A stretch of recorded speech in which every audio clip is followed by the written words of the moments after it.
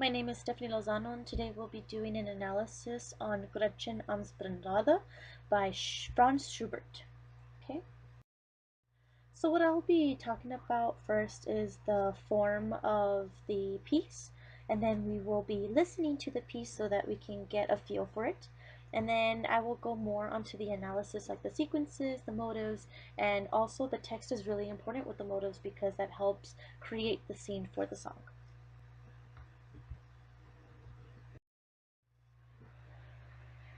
Okay, so here we have the form, and this form is going to be called a thorough-composed. And a thorough-composed means that it has different music for each verse. So you'll notice throughout the music that it may sound the same, but if you look at the music, you will notice that there are slight differences that make it different so that none of it's really the same. It's really confusing. So it starts in D minor. I love minor keys music. It's beautiful, and this one's a beautiful piece too. I love it. So this one starts on D minor, and then it changes keys throughout the whole piece. If you can see, it starts D minor, then goes to C major, then D minor again, then A minor, E minor, F major, D. It just goes all over the place. So here in this piece, the key changes 10 different times, and 10, not different times, I'm sorry, 10 different keys. So that's really important to know. It changes 10, 10 keys. So, and then the PACs that you see, those PACs are within those key changes. So if you look at the top, D minor, and then it goes into C major, and then in PACs in C major.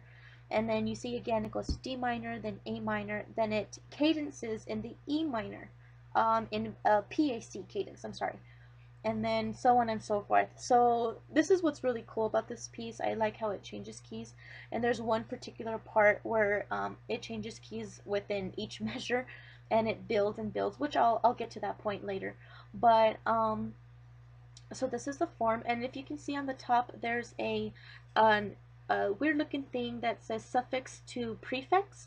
That thing, it just means that the ending material of the previous stuff is just fading into the beginning material of the next material. So you'll see that right now as well. I put it onto the music. So right now I am going to show you the text of the music, so because the text is going to be kind of important. So if you can see on the left hand side, that's the German text, and on the right hand side is a translation. So if I start from the beginning, it's like, my heart is heavy, I will find it never and never more, where I do not have him, the whole world is bitter to me. Then the next verse, my poor head is crazy to me, my poor mind is torn apart. For him only I look out the window, only for him do I go out of the house. For him only I look out the window, only for him do I go out of the house. His tall walk, his noble figure, his mouth smile, his eyes power, and his mouth magic flow, his hand claps, and ah. This text is pretty cute. Let me tell you a little bit of the story of this song. It's about a young girl, and her name is Gretchen. Uh, and the words she's saying while she's spinning fiber into yarn at a spinning wheel. So the spinning wheel is going to be really important, and that's also going to have a big motive into the music. The intensity of her love for Faust has destroyed her ability to live any longer within the confines she had known all her life. She is young, inexperienced, and has fallen madly in love. So this is what this whole song is about, is her, I guess, love and how it hurts her, and it's just really dramatic. So I'm going to play the piece next so that you can hear how it sounds.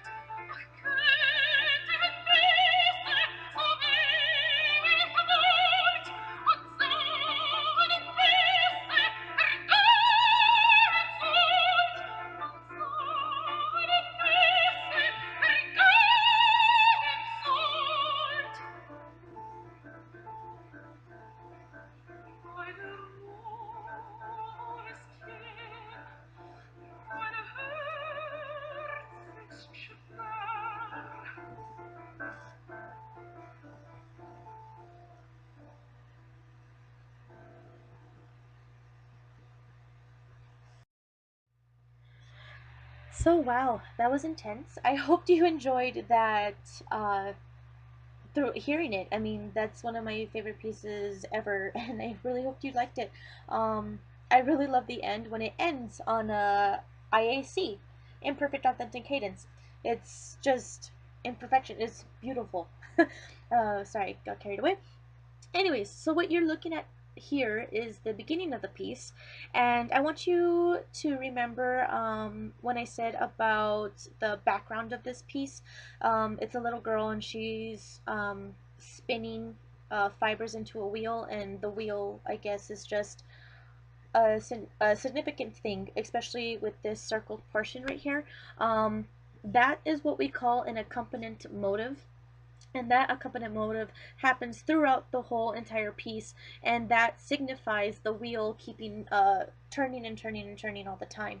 um, I guess it gives it also like a sense of suspense, if you will. um, I like it a lot. It's really cool. um, and that's, yeah, it's really cool. Okay, so what we have next here is a piece of the song. um, It's so in this song, the girl is thinking about her lover and she wants to kiss him so badly, and then right there at that red line, that's when it cuts, and then that's followed by a four measure, I would call a prefix into the next material. And that prefix is kind of important because of how we talked about in the previous slide of the wheel spinning. Well, this one with the girl saying sein Kuss, which means kissing, um, it stops. And in that four measure prefix, it seems as if that accompaniment motive is wanting to make the wheel spin again, like if it's stopping. So if you kind of like think that way, it feels and sounds that way. And let me just play a little clip from it so you can see what I'm talking about. So it's going to start at the very top of the page at Zauberfluss. So here you go.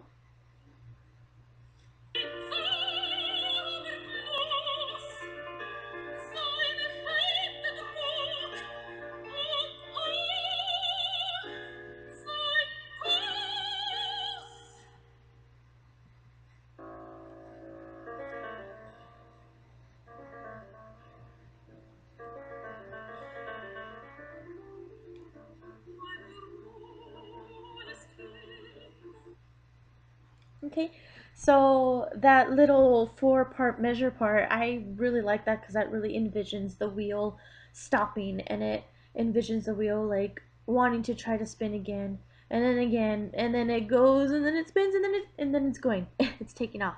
So yeah, this is this part right here.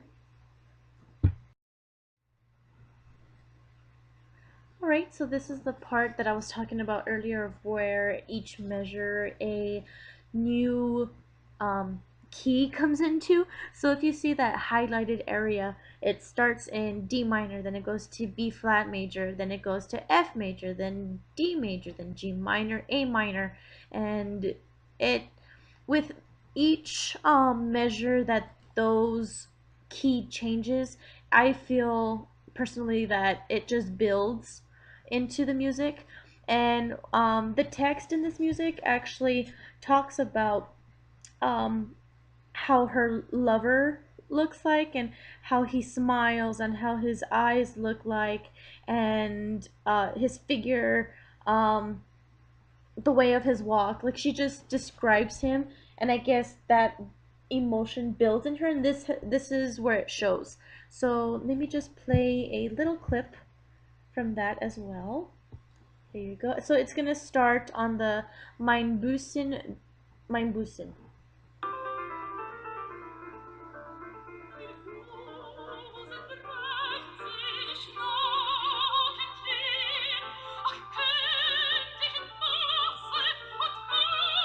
Right here.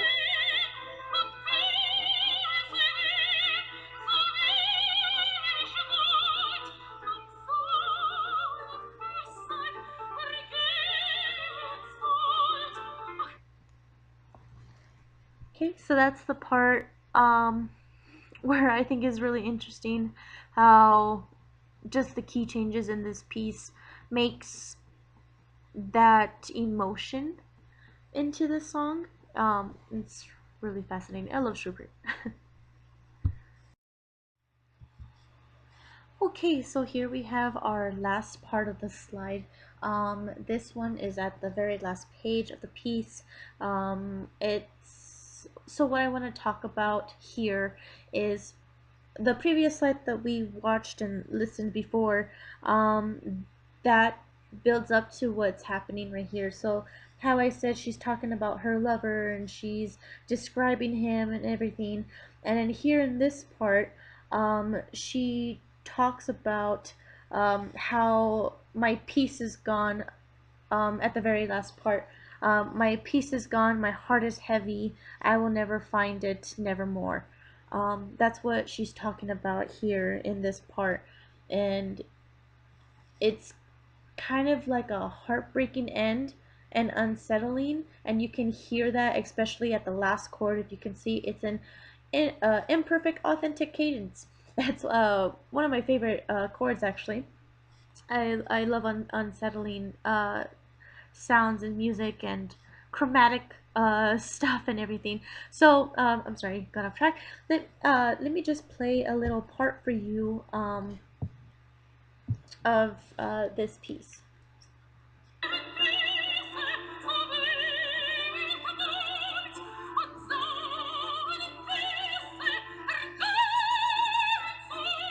So right here.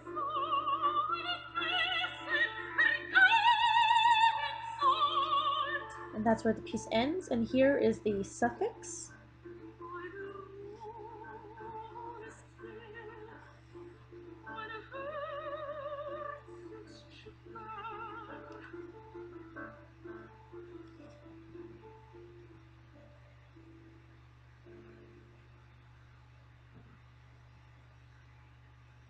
Ah, gotta love that imperfect authentic cadence.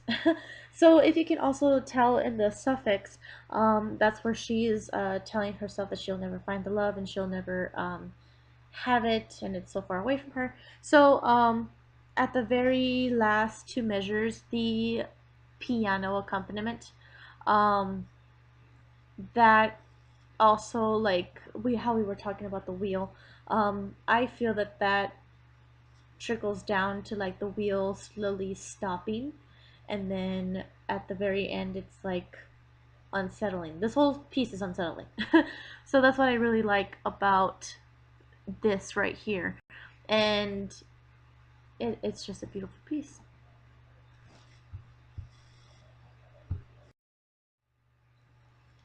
Okay, so that is the end of our presentation today about the analysis of GretchenamSpinnrade by Franz Schubert. I hope you enjoyed it as much as I do. I really love this piece. If you have any questions, please email me and I will get back to you. Bye, have a good day.